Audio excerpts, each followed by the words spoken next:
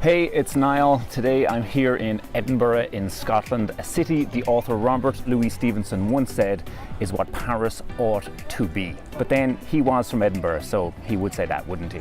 Have to admit though, it is a beautiful city.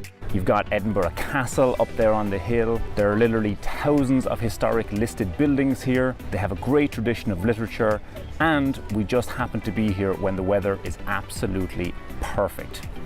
Anyway, enough about that, because in this video I want to share something really powerful that will help you overcome challenges, and I want to tell you how that relates to the Starbucks here behind me.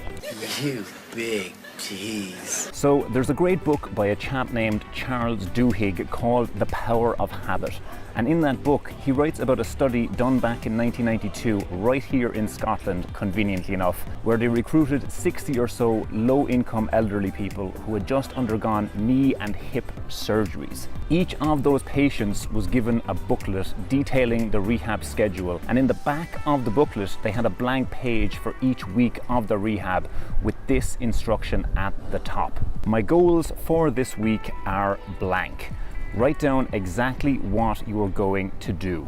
For example, if you were going to go for a walk this week, write down where and when you are going to walk. Now, the patients were asked to fill in each of those pages with specific plans. Some did, some didn't.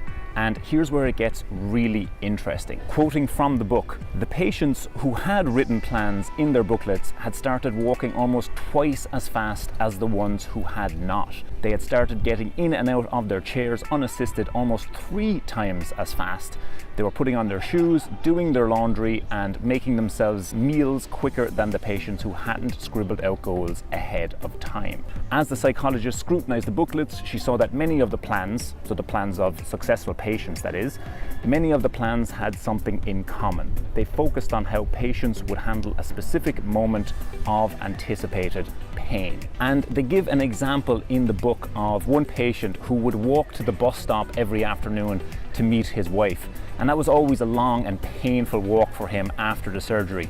But in the booklet ahead of time, he had detailed every obstacle he might encounter while walking to that bus stop and written out how he would handle them. Quoting from the book again, put another way, the patient's plans were built around inflection points when they knew their pain, and thus the temptation to quit would be strongest. The patients were telling themselves how they were going to make it over the hump. So to summarize all that, you basically had 2 groups of patients recovering from serious surgeries, and those who had thought about and written out ahead of time the challenges and obstacles they were likely to face, as well as a plan for dealing with those challenges and obstacles.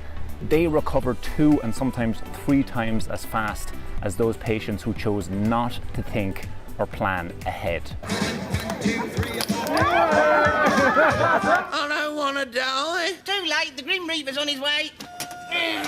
Now, you might be thinking, Jesus, that's all fascinating, Niall, but what has it got to do with Starbucks, you big weirdo? Well, first of all, I hear your weirdo comment and I take it as a compliment. Thank you very much. And second, the reason I'm shooting this video outside of a Starbucks is because they actually train their employees to respond to challenges, much like those Scottish patients who were able to recover quickly from knee and hip surgeries. For example, one of the things they train employees on at Starbucks is how to handle unhappy customers. Imagine for a second that you're a young man or woman working at Starbucks and some customer starts shouting at you. No worries, man, no worries.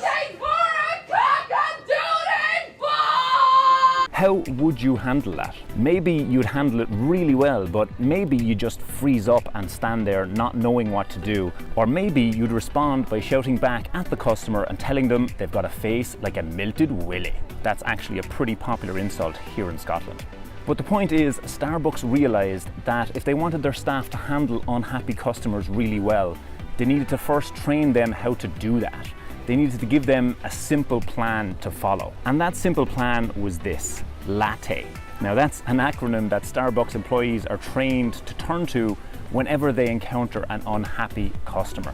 They listen to the customer, acknowledge their complaint, take action to solve the problem, then thank the customer for bringing the problem to their attention, and explain why that problem occurred in the first place. And you can imagine how helpful that is for Starbucks staff, because now instead of getting all flustered when a customer starts screaming at them, all they have to remember is Latte.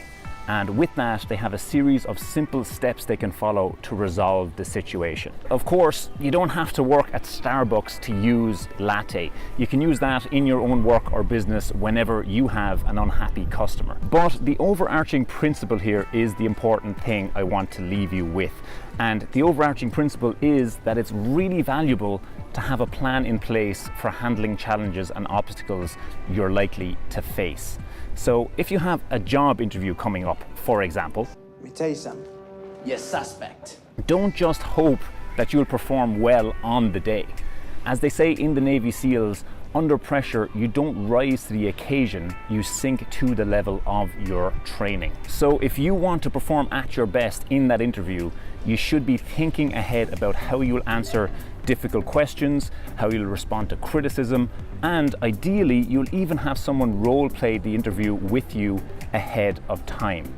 Then, when you're in the actual interview, instead of getting tripped up by any challenges or obstacles that come your way, you'll breeze right through them. And of course, you can use this approach for pretty much anything. You could use it for a job interview, asking someone out on a date, or even getting chased by a wild animal.